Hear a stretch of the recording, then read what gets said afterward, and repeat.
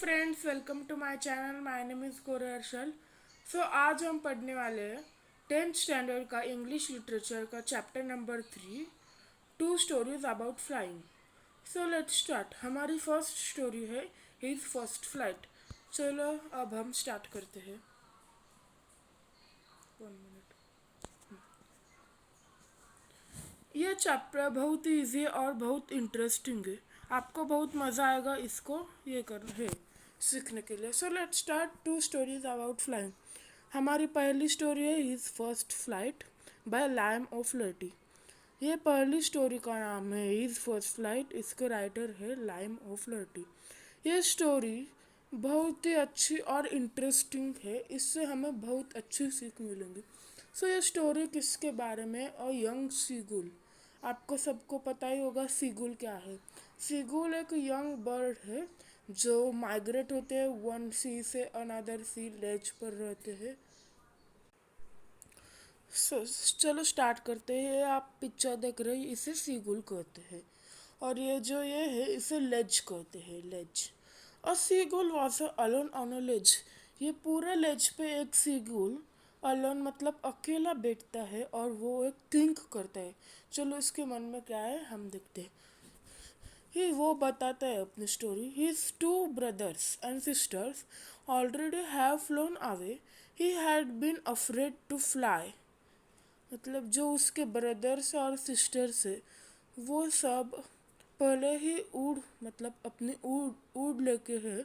वो पहले से ही फ्लाई हो गए हैं और मैं अकेला इस पूरे लेज पर बैठा हूँ। वो जो सीगुल है he had been afraid to fly मतलब वो उड़ने से बहुत डरता है। He had somehow tried to fly from a brink of ledge but he get frightened. मतलब उसने कोशिश की। ये जो ब्रिंक है मतलब एक कोना, एक कॉर्नर ऑफ अ लेज, यहाँ से उसने उड़ने की कोशिश की पर वो अनसक्सेसफुल हो गया। वो बहुत अफ्रेड हो गया, फ्राइटन हो गया।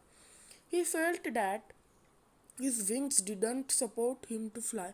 वो थिंक करता है मतलब उसे लगता है कि वो उसके विंग्स है वो उसको उड़ने के लिए सपोर्ट नहीं करते। Then he slept in the hole of a ledge. Means वो अपनी ट्राई करने मतलब जो उड़ने की ट्राई वो छोड़ देता है और एक या लेज की कॉर्नर पे यहाँ पे सो जाता है पूरी रात। His father and mother tried to flee him मतलब बाद में हिज फादर उसके पेरेंट्स से उससे उड़ने के लिए वो कहते हैं कि चलो उड़ो बेटा। They calling very shrilly and scolding him. उसके फादर है मदर है वो उसको बहुत डांटते हैं। स्कॉल्डिंग का मतलब है डांटते हैं। वेरी श्रीली मतलब एक ऐसे अनप्लीजेंट साउंड में उसे स्कॉल्ड करते हैं कि तुम ट्राई तो करो उड़ने की। They also said you will left star unless you didn't flu. उसके पेरेंट्स से जो फादर और मदर है वो उसे कहते हैं अगर तुम उड़ने की ट्राई नहीं किया, अगर तुम उड़ने की कोशिश नहीं की तो तुम्हें खाना नहीं मिलेगा। They try 24 hours but after they also give up. उन्होंने एक दिन 24 hours पूरे उसे ट्राई करने में लगा दे पर बाद में वो भी गिव अप कर दे मतलब उन्होंने भी हार मान ली थी। Afterwards, they started teaching the art of flying to my brothers and sisters. Means जो सीगुल थे, ये यंग सीगुल के जो दो ब्रदर्स और दो सिस्टर्स है उन्हें वो आर्ट सिखा रहे थे, कैसे फ्लाई करे, कैसे मछली पकड़ना, ऐसे आर्ट सिखा रहे थे। I was only alone watching sadly to my family. वो अकेला था सैडली, वो बहुत सैड था। वो अपने खुश परिवार को देख रहा था। उससे भी उड़ने की बहुत कोशिश कर रहा था लेकिन वो अनसक्सेस हो रहा था बार बार। Then my brother caught his first fish. मतलब थोड़े समय के बाद जो उसका ब्रदर है, बिग ब्रदर, ओल्डर ब्रदर, उसने फिश कैच किया। पहली फिश उसने कैच की। They also teachers how to skim. यहाँ पे स्किम का मतलब है flying to the surface of sea. मतलब जो सीगुल्स है वो मछली पकड़ने के लिए ओशन के सरफेस पे फ्लाई करते हैं, उसे स्किम कहते हैं। On the other day, the whole family sat on the other plateau. मतलब जो 24 hours होने के बाद अदर डे को जो उसकी फैमिली है, mother father sisters and brothers, वो अपोजिट उसके अपोजिट प्लेट्यू पर बैठती है। उससे and cliff taunting to my cowardice. Cliff taunting मतलब बहुत ही फनी से उसे चिढ़ाना. To my कॉवर्डाइस. कॉवर्डाइस मतलब उसकी एक अगुण, मतलब उसको क्या नहीं आता, उसमें क्या बुराई है, इस पर टॉन्ट करना मतलब चिढ़ाना. वो ब्रदर्स और सिस्टर से उससे बहुत टॉन्ट कर रहे थे. The sun going upwards. The going upwards sun going upwards and blazing the ledge. Now he feeling very hit, not eaten any from the nightfall. मतलब जो सन है वह उसके ऊपर आ रहा है, उसे बहुत हीट फील हो रहा है और उसे कुछ समझ में नहीं आ रहा अब मैं क्या करूँ. और उसे बहुत भूख लगी है. क्यों भूख लगी है इतने, मतलब वो 24 आवर्स, मतलब पिछले दिन से उसने एक कुछ भी नहीं खाया. इसे कहते हैं nightfall. Then he soon went slowly to the brink of ledge. मतलब जो लेज है यहाँ पे हमने देखा था, लेज के ब्रिंक से वो वहाँ पे फिर से ट्राई करता है. देखो क्या ट्राई करता है. Then he soon went slowly to the brink of ledge and stand on one leg. Means जो ब्रिंक है, लेज का जो कॉर्नर है, वहाँ पे वो हो जाता है और एक फीट पर खड़ा होता है और दूसरा फीट है विंग्स, मतलब उसके विंग्स में वो हाइड करता है. एंड एक्ट एज अस्लीप, मतलब एक पैर पर ब्रिंक पर खड़ा होकर वो अस्लीप का एक्टिंग करता है. So his mother, looking towards him, then she took her beak and started sharpening on the rock. जब उसकी मदर जिसली गुफी गुल की वो उसके ओर देखती है और वो अपने बिक को एक रॉक के पीस के साथ ऐसे रगड़ती है, मतलब शार्प करती है. When the seagull saw his mother with fish, he became more hungry. मतलब वो जो मदर है उसने फिश कैच की थी अपने शार्प बिक से. उस फिश को देखकर उसे बहुत भूख लगती है सीगुल को. He begged mother for fish but his mother scream derisively. वो जो सीगुल है वो अपनी मदर से बेगिंग करता है, मुझे भी खाने के लिए फिश दे दो मम्मा. पर उसकी मम्मी है वो स्क्रीम करती है डेराइसिवली. स्क्रीम डेराइसिव मतलब उसे ऐसे स्टूपिड रीज़न से डांटना, मतलब तुम कितना स्टूपिड हो, थोड़ी तो ट्राईनेस, थोड़ी तो कोशिश करो. Then saw pleasant surprise that her mother coming towards me with fish. मतलब थोड़े मिनट्स के बाद वो एक सरप्राइज देखता है कि उसकी मदर फिश के साथ उसके और आ रही है. He get excited but suddenly his mother हेल्टेड.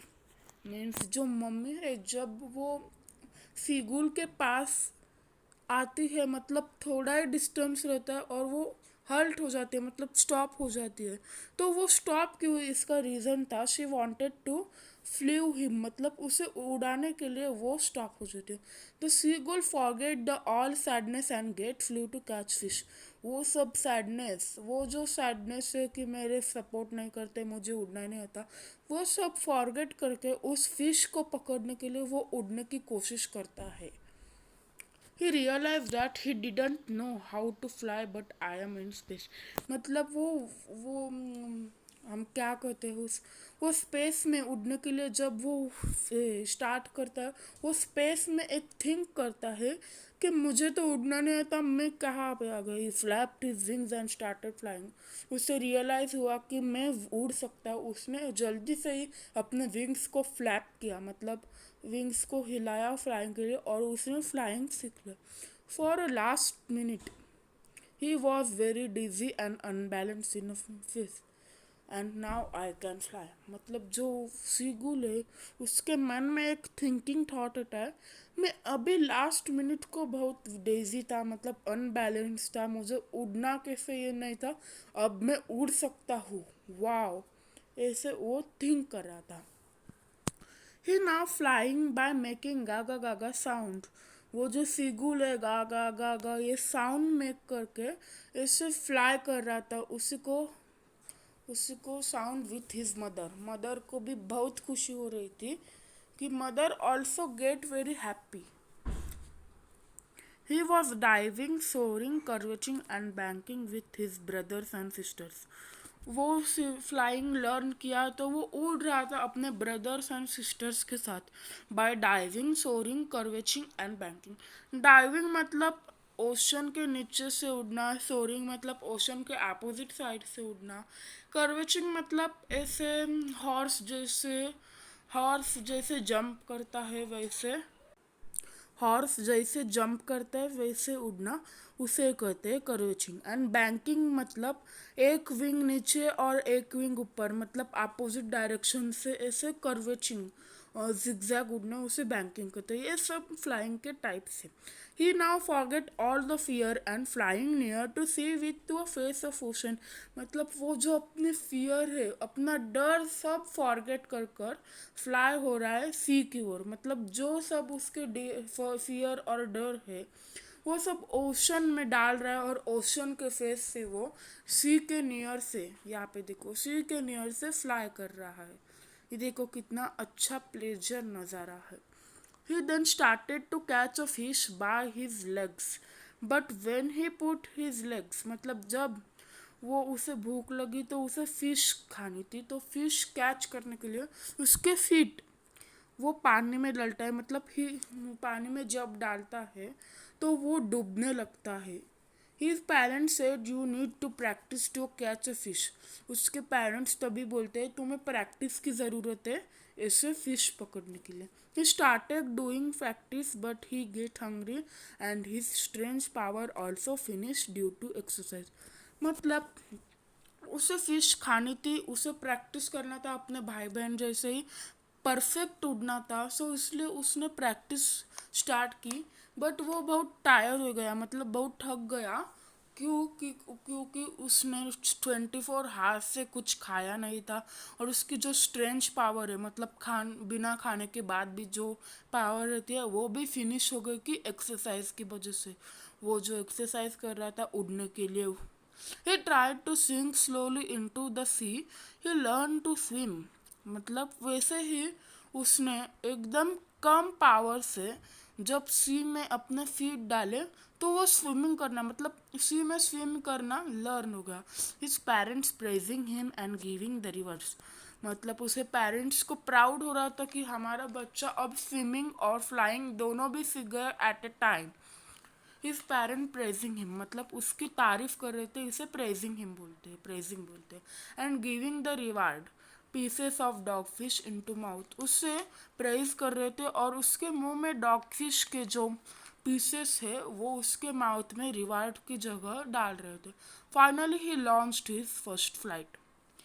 अकेले फाइनली उसने अपनी फर्स्ट फ्लाइट की कर लॉन्च की और उसे फ्लाइंग करने आ गया। थैंक्स।